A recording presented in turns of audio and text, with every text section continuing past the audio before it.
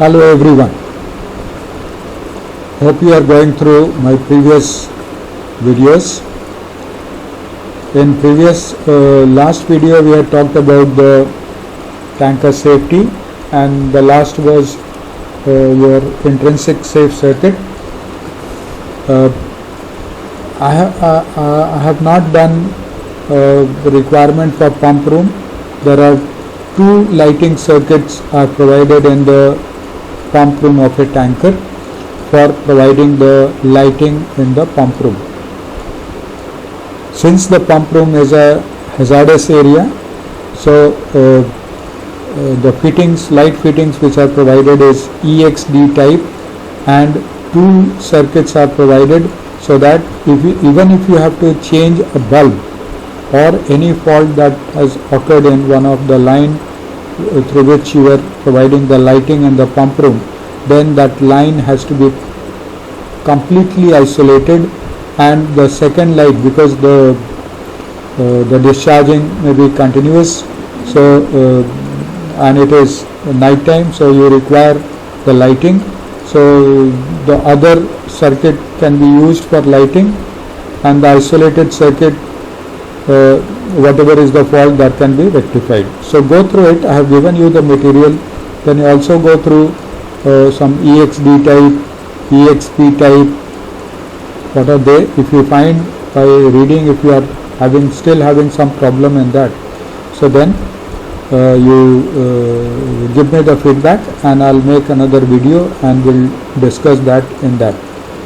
Now next in this chapter, the next topic is your steering gear. Steering gear, we have to do electro-hydraulic steering gear and all electric steering gear. Electro-hydraulic steering gear you have already done in your auxiliary machinery, so I am leaving it onto you. You go through it. There is nothing much in it. We'll discuss some of the rules and regulation in that particular steering gear system. Mainly here we'll be discussing about all electric steering gear, where the drive for the rudder will be a motor. So by the rotation of the motor shaft will be providing the torque to the rudder stock, and the rudder will operate. So for that, to understand that, we also need to know about the Ward-Leonard mechanism.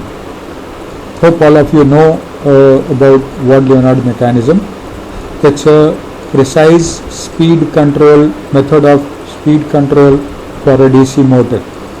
So we will be using a DC motor as a drive for the rudder, for the steering of the ship, and since we will be using Ward-Leonard mechanism for speed control of the steering gear motor, then we must know about the Ward-Leonard mechanism. So Ward-Leonard system works on four, or depends upon four of its principles. First principle says that if you have got a conductor, let us say this is a conductor, X and Y is a conductor of length, let us say L, and for this length, and this, let us say it's a copper, and of a particular cross-sectional area, this conductor, if I measure the resistance, it shows 10 ohm, let us say. So the first principle says that if this conductor is connected across a voltage source, then as we put the switch on, a current, here in this case 10 volt, 10 ohm, so 1 ampere current will be flowing through the conductor, and as the current flows through the conductor gradually, then there will be a drop in the conductor will take place, voltage drop in the conductor will take place, given by V is equal to IR, and as the voltage is dropping in the conductor, the voltage this side will be reducing. Okay, so first principle says that whenever a steady current flows through a uniform conductor,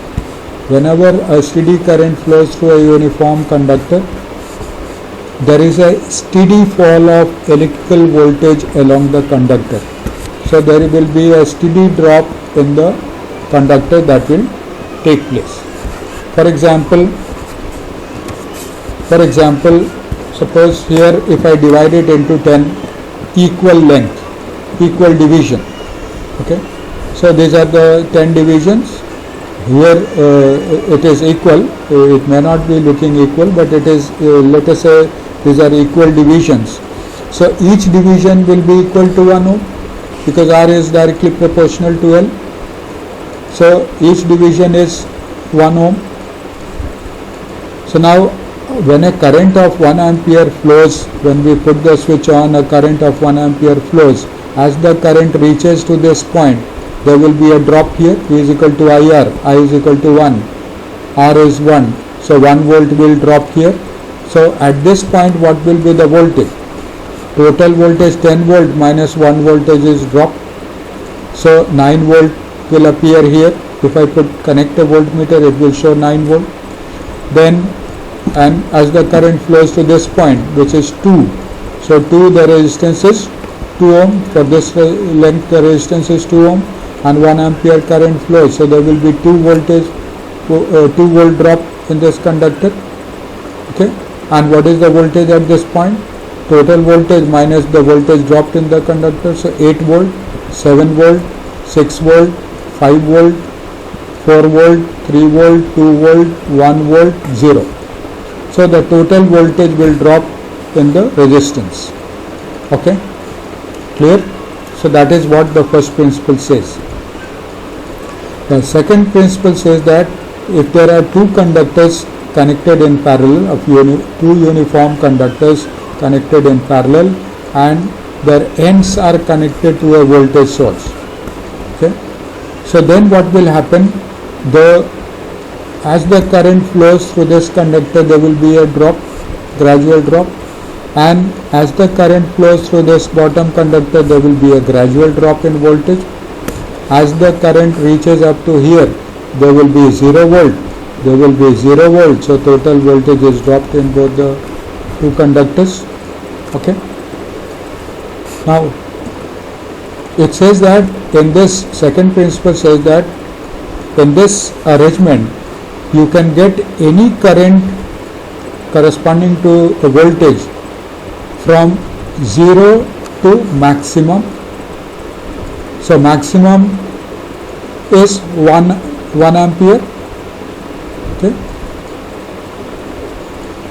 So 1 ampere is the maximum current. So you can get in this case. So you can get any current from 0 to 1 ampere, and the current may be allowed to flow in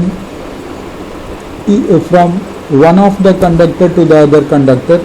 Okay, so I can make this current flow from bottom conductor to the top conductor, or I can make the current flow from top conductor to the bottom conductor. So when the current is flowing like this, that means the polarity is reversed. We'll see this. Let us say I connect a voltmeter whose terminal is M and N, and I connect, let us say first I connect to 5 here, means half of the length of the top conductor and half of the length of the bottom conductor. What the voltmeter will show? 0 volt, because here the voltage is 5 volt, here also the voltage is 5 volt, because 5 volt is dropped in top conductor, 5 voltage is dropped in bottom conductor. So the voltage is 10 minus dropped voltage 5, so the voltage here is 5 volt, voltage here is 5 volt. So both are, this M and N, both are at 0 potential, 5 volt, that means potential difference is 0. So when there is no potential difference, no current flows. When no current flows, no deflection in the meter, so it reads 0. Now second case, I connect the M to X point. Let us say this conductor has got X, Y and Z, and the bottom is X dash, Y dash and Z dash. So I connect M, the voltmeter terminal, to X, top conductor, and N I connected to Y dash. Y dash. So now what will be the potential difference? What the voltmeter will read? How much voltage? 10 volt, because this here there is no drop in the conductor, so the total voltage of 10 volt is available here. But as the current has flown up to Y dash, the voltage dropped to 0. So here the voltage is at 0, this is at 10 volt. So the total voltage is, full voltage is there, 10 volt. The voltmeter will read 10 volt, and correspondingly the current will flow to deflect it to 10. So I can get a current of, a full current I can get corresponding to the full potential difference. And in this case what will happen? The current will flow from which conductor to which conductor? Top to bottom or bottom to top? This is at higher potential 10 volt and this is at lower potential 0 volt. So the potential difference is 10 volt. High current will flow from higher potential to the lower potential. So the current will flow from top conductor to the bottom conductor through this voltmeter. Now I reverse the case. I connect this M to Y of the top conductor and N I connected to X of the bottom conductor. So now X is at 10 volt. Now there is no voltage drop here in the conductor because I am taking the voltage at this. So here the resistance is 0. So the voltage is 10 volt. There is no drop. And here as the current has flown through the conductor, so the total voltage is dropped here. So now the voltage potential difference is same 10 volt, but now this point is higher potential, this point is lower potential, and the current always flow from higher potential to lower potential. So now the current will be flowing through the bottom conductor to the top conductor, higher potential to the lower potential, and that means the polarity is reversed, and this pointer will show in opposite direction, showing the negative value. Okay, so this is your second principle. Now I'll read it out. First, whenever a steady current flows through a uniform conductor, there is a steady fall of electric voltage along the conductor. Second, if two uniform conductors are joined in parallel and a voltage is applied to their ends, then any current from 0 up to some maximum value can be caused to flow in either direction between the two conductors by connecting together the appropriate pair of points, one on each conductor. Say I said you can get any value of current. Now I'll take this. This is I am taking one connector M, I connect to this point, and N I connected to 1. So what is the potential difference? This is 10 volt and here 1 volt is dropped, so this is bottom is 9 volt. So potential difference is 1 volt. Corresponding to 1 volt, the current will flow from higher potential, that means top conductor, to the bottom conductor. Now I take this as, I put it here and I put it to this. So now it is 8 volt, 10 volt, so potential difference is 2 volt, current will be more. So like that I can get any current between 0 to maximum depending upon the voltage between the two conductors. I can get, and we can get the current flow in either direction, from top conductor to the bottom conductor or bottom conductor to the top conductor. So these two principles are the Watt-Leonard principle. Third principle, it talks about the generator. Generator, what we do? We generate voltage, and how we generate voltage? We cut the flux, so we excite the field pole. The flux is created that if I cut it at constant speed, so then it will give a particular voltage, and that voltage magnitude will depend upon the excitation. If I increase the excitation, voltage will increase. If I decrease the excitation, voltage will decrease. Now what will be the polarity? The polarity of the voltage output from the generator will depend upon the polarity of the excitation. So if I reverse the excitation, okay, polarity if I reverse, then the magnitude will be decided by the rate of cutting of the flux and the flux, but the polarity of the generator output will depend upon the polarity of the excitation. So this is about the third principle that talks about the generator magnitude and the polarity. Fourth, it talks about the motor. So the motor creates a torque, and the torque will depend upon the magnitude, because F is equal to BIL. So whatever is the current flowing through the rotor conductor of the motor, means the armature of the current flowing through the armature of the motor will give the magnitude of the torque, and the direction of rotation will depend upon the polarity of the armature current which we supply through the armature conductor. So these are the four principles on which this Ward-Leonard mechanism that works. So this we are going to use in all electric steering gear. I hope you have understood.